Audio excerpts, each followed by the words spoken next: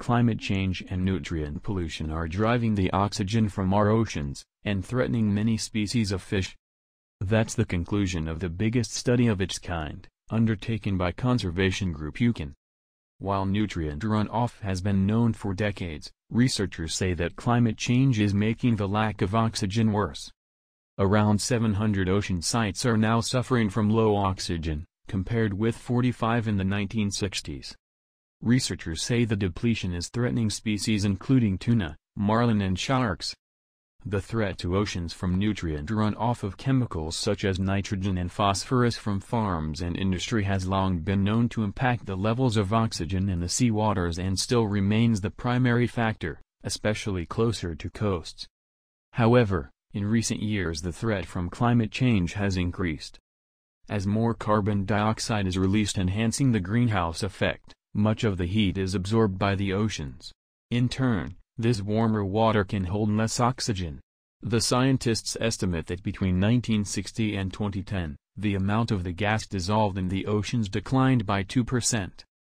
That may not seem like much as it is a global average, but in some tropical locations the loss can range up to 40%. Even small changes can impact marine life in a significant way.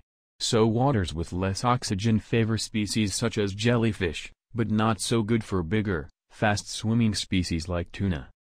We have known about deoxygenation but we haven't known the linkages to climate change, and this is really worrying, said Mina Epps from IUCN.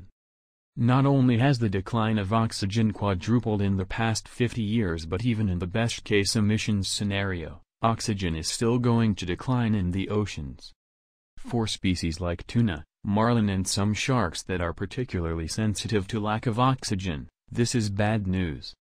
Bigger fish like these have greater energy needs. According to the authors, these animals are starting to move to the shallow surface layers of the seas where there is more of the gas dissolved. However, this makes the species much more vulnerable to overfishing. If countries continue with a business-as-usual approach to emissions, the world's oceans are expected to lose 3 to 4% of their oxygen by the year 2100. This is likely to be worse in the tropical regions of the world. Much of the loss is expected in the top 1,000 meters of the water column, which is richest in biodiversity. Low levels of oxygen are also bad for basic processes like the cycling of elements crucial for life on Earth, including nitrogen and phosphorus. If we run out of oxygen, it will mean habitat loss and biodiversity loss and a slippery slope down to slime and more jellyfish, said Mina Epps. It will also change the energy and the biochemical cycling in the oceans, and we don't know what these biological and chemical shifts in the oceans can actually do. Changing the outcomes for the oceans is down to the world's political leaders, which is why the report has been launched here at 25 Colombian pesos.